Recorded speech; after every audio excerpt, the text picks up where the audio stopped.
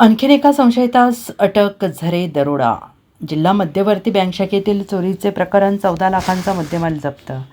झरे तालुका आटपाडी येथील जिल्हा मध्यवर्ती बँकेच्या शाखेतील लॉकर फोडणाऱ्या टोळीतील संशयित आदेश बाबूराव शर्मा वय वर्ष 30 राहणार हसनपूर जिल्हा बदायूं उत्तर प्रदेश याला स्थानिक गुन्हे अन्वेषणच्या पथकाने सातारा जिल्ह्यात अटक केली. त्याच्याकडून 13,95,500 रुपयांचा मुद्देमाल जप्त केला आहे.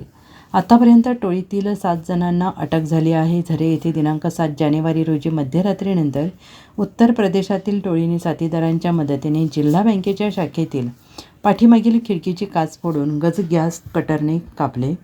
त्यानंतर आत प्रवेश करून लॉकरमधील 22 लॉकर गॅस कटरने तोडले. ग्राहकांनी ठेवलेले सोन्या चांदीचे दागिने आणि रोकड लंपास केले.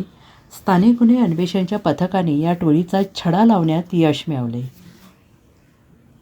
पथकाने संशयित राहुल रंजमेश शर्मा राहणार ककराला जिल्हा बदायूं उत्तर प्रदेश, विश्वजित विजय पाटील राहणार बांबवडे तालुका पलूस, संकेत अरुण जाधव राहणार बलवाडी तालुका खानापूर, इजाज राजू अत्तार राहणार आमनापूर तालुका पलूस, असलम उर्फा टनटन मिठोरी खान राहणार ककराला उत्तर प्रदेश, शकील अकबर कुरेशी राहणार इस्लामपूर उत्तर प्रदेश या 6 जणांना अटक केली.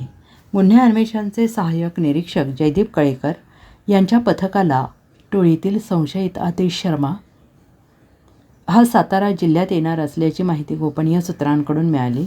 त्यानुसार पथकाने तेथे छापा टाकून त्याला ताब्यात घेतले.